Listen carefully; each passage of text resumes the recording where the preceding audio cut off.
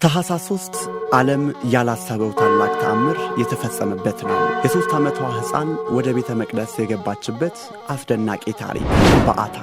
ሰላም ጤና ይስጥልኝ የፋና መንፈሳዊ ቤተሰቦች፣ እንኳን ለታኅሳስ 3 የበዓታ ማርያም በዓል በሰላም አደረሳችሁ። ዛሬ ዓለም ካስተናገደቻቸው ታላላቅ ክስተቶች መካከል አንዱን ልናወራችሁ ነው። አሰቡት፣ ገና የ3 ዓመት ሕፃን ናት።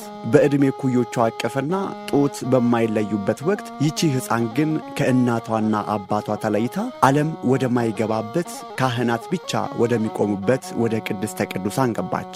እንዴት? ለምን? በውስጡስ ምን አጋጠማት? የመላእክት ጓደኝነትና ሰማያዊው ምግብ ሚስጥሩ ምንድን ነው? በዛሬው ቆይታችን ከኢያቄምና ሐና ስዕለት ጀምሮ እስከ ቤተ መቅደስ የ12 ዓመት ቆይታዋ ያለውን አስደናቂ የስንክሳር ታሪክ በተለየ አቀራረብ እንዳስሳለን። አብራችሁን ቆዩ።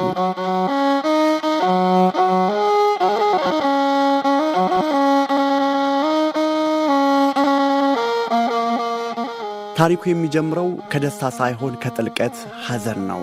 ደጋጉ ኢያቄምና ሐና በእስራኤል ምድር የታወቁ ጻድቃን ነበሩ። ነገር ግን ቤታቸው በሀብት ቢሞላም ልባቸው ግን ባዶ ነበር። ለምን? ልጅ አልነበራቸውም።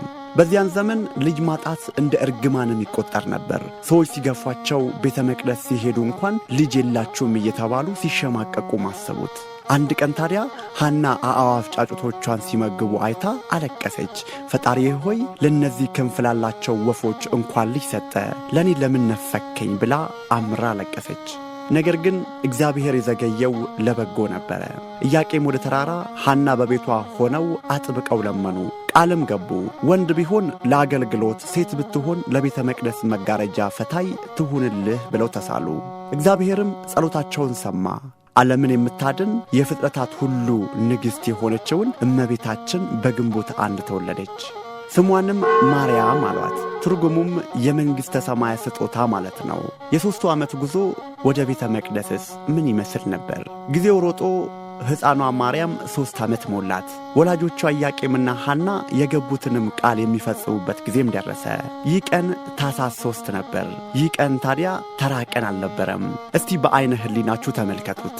ኢያቄምና ሐና ልጃቸውን አሳምረው አጊጠው ምርጥ ልብስ አልብሰው ወደ ቤተ መቅደስ ሊወስዷት ተዘጋጁ። ብቻቸውንም አልነበሩም። ከፊቷና ከኋላዋ ሻማ ያበሩ ደናግላን ወይንም ሴቶች ይዘምሩ ነበር። ለምን ሻማ አበሩ የሚለውን ስንመለከት ሕፃኗ ወደ ኋላ አይታ እንዳታለቅስ ልቧ በብርሃኑ ተመስጦ ወደ ቤተ መቅደስ በደስታ እንድትሄድ ነበረ። ወደ ቤተ መቅደሱ ሲደርሱ ግን አንድ ትልቅ ፈተና ነበረ። የቤተ መቅደሱ መግቢያ 15 ረጅም ደረጃዎች ነበሩት። የ3 ዓመት ሕፃን ይህንን ደረጃ እንዴት ትወጣለች? ወላጆቿ ሊያግዟት ፈለጉ። ነገር ግን የሆነው ሌላ ነው። መንፈስ ቅዱስ መራት። ማንም ሳይደግፋት ወደ ኋላ ሳትል እንደ ትልቅ ሰው 15ቱን ደረጃዎች በፍጥነትም ወጣች። ካህኑ ዘካርያስና ሕዝቡ ሁሉ በአድናቆት ተሞሉ። ይቺ ሕፃን ተራ አይደለችም አሉ።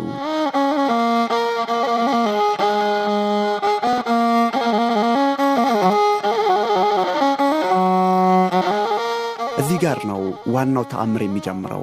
ሊቀ ካህናቱ ዘካርያስ ተቀበላት። ነገር ግን የት ያኑራት? በቤተ መቅደሱ 3 ክፍሎች አሉ። ቅኔ ማህሌት፣ ቅድስትና ቅድስተ ቅዱሳን። ሴቶች የሚቆሙበት ቦታ አለ። እሷ ግን የተለየች ናት። ዘካርያስ ሲጸልይ የእግዚአብሔር መልአክ ተገለጠና ወደ ውስጥ ወደ ቅድስተ ቅዱሳን አስገባት አለው። አስቡት፣ ሊቀ ካህናቱ እንኳን በዓመት አንዴ በሚገባበት ቦታ ይቺ ሕፃን እንድትኖር ተፈቀደላት። ግን ምግቡስ? ውሃውስ? ወላጆቿ ከሆነ ወደ ቤታቸው ተመልሰዋል።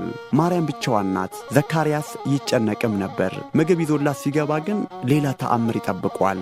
ዘካርያስ ምግብ ይዞ ሲገባ እመቤታችንን ልዩ ብርሃን ከቧት አገኛት። ማርያም ሆይ ይህን ምግብ ከወዴት አገኘሽ ብሎም ጠየቃት። እሷም በመንፈስ ቅዱስ ኃይል ተሞልታ እግዚአብሔር ለሚወደው ሲሳይን ይሰጣል አለችው። ለ12 ዓመታት ያህል ሰማያዊ ምግብ ወይንም ደግሞ ህብስተ ሰማያዊና ሰማያዊ መጠጥ ጽዋ ሰማያዊ ከመላእክት እጅ እየተቀበለችም አደገች። መላእክት ይጎበኟት ያጫውቷትም ነበረ። ምድራዊ ሐሳብ፣ ምድራዊ ጭንቀትም አልነካትም። ለዚህም ነው ቤተ ክርስቲያን የታተመች ገነት የምትላት።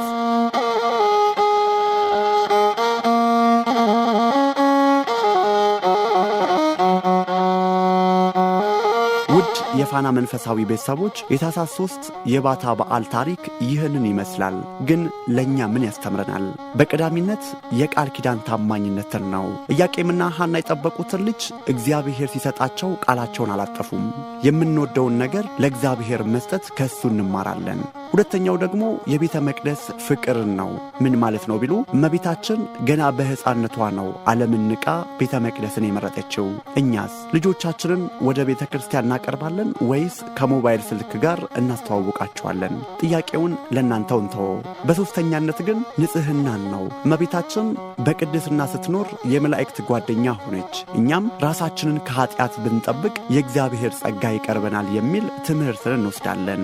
ይህ በዓል እግዚአብሔር ለሰው ልጆች ድህነት ማዘጋጀቱን ያበሰረበትም ቀን ነው። ያቺ ቤተ መቅደስ የገባችው ሕፃን ኋላ ላይ ራሷ የፈጣሪ ቤተ መቅደስ ማደሪያም ሆነች።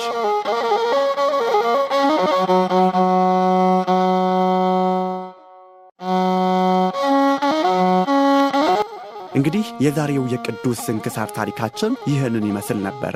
በዓለ ባታ ለእመቤታችን የደስታ የበረከትና የምልጃ ቀን ይሆንልን። በያላችሁበት የእመቤታችን አማላጅነት የኢያቄምና የሐና ጸሎትም አይለያችሁ። ይህ ቪዲዮ ለሌሎች እንዲደርስ ላይክና ሼር ማድረግ እንዳትረሱ። ለቻናላችን አዲስ ከሆናችሁ ሰብስክራይብ በማድረግ የፋና መንፈሳዊ ቤተሰብም ይሁኑ። በመጨረሻም አባቶቻችን በሚጸልዩ ጸሎት እንሰናበታችሁ። የእመቤታችን ፍቅሯን በልባችን ጣዕሟንም በአንደበታችን ይሳልብን። መልካም በዓል፣ ቸር ያቆየን።